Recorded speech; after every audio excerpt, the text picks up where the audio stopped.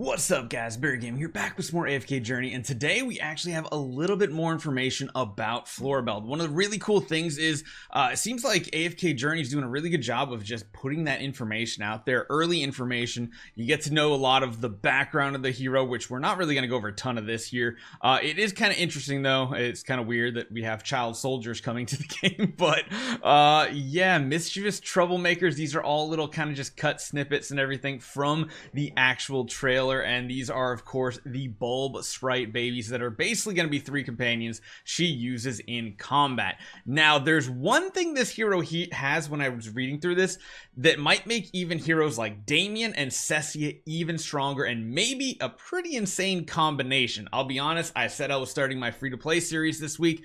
I might make a Florabelle, Damian, Cecia type account just to see how it turns out with, you know, the typical Coco and tank in the front row. We'll have to see, but these sprites seem really interesting here. Yeah, so let's talk about the actual abilities. Now most of these screenshots come from the trailer that we had yesterday, but let's go over a little bit more. It says Florabelle relies mainly on summoning her 3 bulb sprite babies to deal damage while she boosts their attack. So her herself sounds like she doesn't do much. She's almost like a support hero for her summons, whereas with Cecia, she's a marksman. She also does damage, so we'll have to see how she turns out.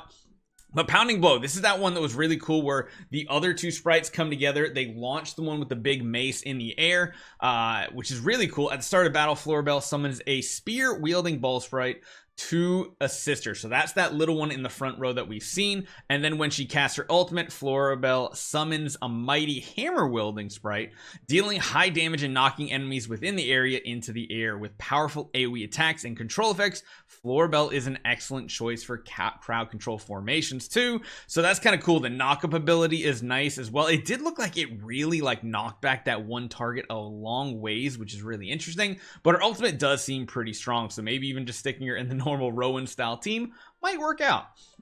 Overgrowth. This is the one we saw that buff going over the head. You feed snacks to the sprite baby with the highest attack, enlarging it and granting it powerful buffs for a limited amount of time. Don't underestimate the skill. It can deal significant damage to enemies in many combat situations. So also in the trailer, we saw it on the spear wielding one. We also saw it on the archer one in the back too. What it does is it makes the target, the ally larger, so you can actually see who is it on. And it looks like, again, it has like a life leech, life drain type ability, so that's pretty cool. Tiny sharpshooter, so this is the one in the back row that does the archer abilities, and we saw it had like a multi-target hit as well. Well, that actually comes from her using this ability multiple times. The first time she uses Tiny Sharpshooter, she will summon a sprite to the battlefield when the skill is cast, and after that, if it's already on the battlefield, it'll essentially do that nice AoE attack we saw from the trailer preview, which was interesting. Multiple shots, multiple enemies. The skill gives Florabelle a decent ranged attack capability as well, so she has the melee,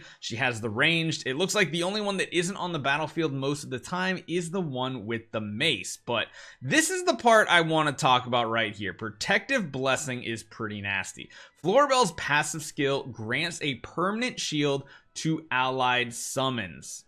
It doesn't specify her actual summons. It says all allied summons, which means Mr. Carlyle, the catapult thing that Damian has. I think those are the only other 2 summons in the game right now, because I think Brian's like little falcon, I don't think that's an actual targetable summon, but it says she never hesitates to lend a hand to fellow summoners. I mean, again, it just is basically saying it's a buff straight to Cecia teams, it's a buff to Damian teams, which again, those are 2 pieces that are part of a pretty solid PvP team already, having Cecia, so adding this hero in might make things even crazier. It says, I'm sure you already have someone in mind who would be a great teammate. Honestly, again, I feel like the main 4-team combo of Coco, Rowan. Oh man, I guess if you put Coco and Rowan on a team, you can't quite do it, because I was thinking of putting Florabelle, Cecia, Damian as the healer for the 3, and then I really wanted to put Coco on the team, but maybe she just replaces Cecia. It really comes down to how strong these summons are, because if they're not quite strong enough, Cecia will still be the go-to. However, this will be really interesting. I'm really torn here, because in reality, I would love to build a full summoner account, including Damian, Cecia, and her. And then, of course, you need some sort of tank in the front row, unless one of her summons can be a tank, because essentially it sounds like at the start of the battle, yeah, she does summon that one to the front row. It just depends on how strong that summon can be and if it can buy enough time. Otherwise, you most likely need some sort of tank like a Brutus, Antandra, Thorin, something like that, because I do feel like you really want a Rowan to feed energy. However, man, this is a really tricky situation. It really comes down to how powerful her immediate summon is to the battlefield. Because if you can do without having a tank, you can still run Coco and Rowan. And the really amazing thing about Coco, she shields all the summons as well. So it could be a really nasty combo. So yeah, I think this team might actually make a hero like Damian, which is typically used in PvP only, a little bit more viable overall. He does have some control as well, where he's going to stun the back row target. The positive of him is he can't be targeted and killed off immediately in battle, so you can put him in the front row or something like that. But again, he has his Chariot, which is really cool. Damian cannot attack during battle. He builds a toy Chariot that inherits 85% of his HP and 100% of his other stats to take place when the battle starts. So that's immediately another summon on the battlefield that might be able to buy time for everybody to get their ultimates off if we're not going to run some sort of tank. And so again, we have the little Sprite and we would have the Chariot immediately when the battle starts that might take a couple hits. Not sure how that'll work out, and maybe give time for Rowan to use his ultimate and then Coco use her ultimate with all of these.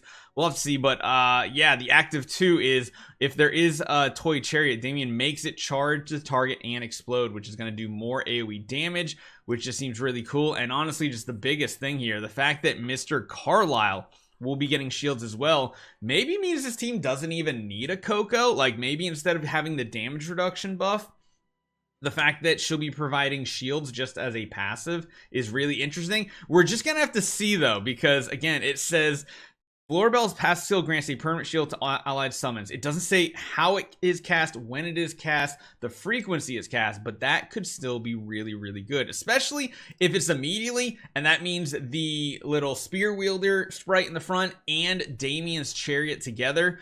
That could be a tanky enough combo that you don't even have to worry about a tank hero on your team.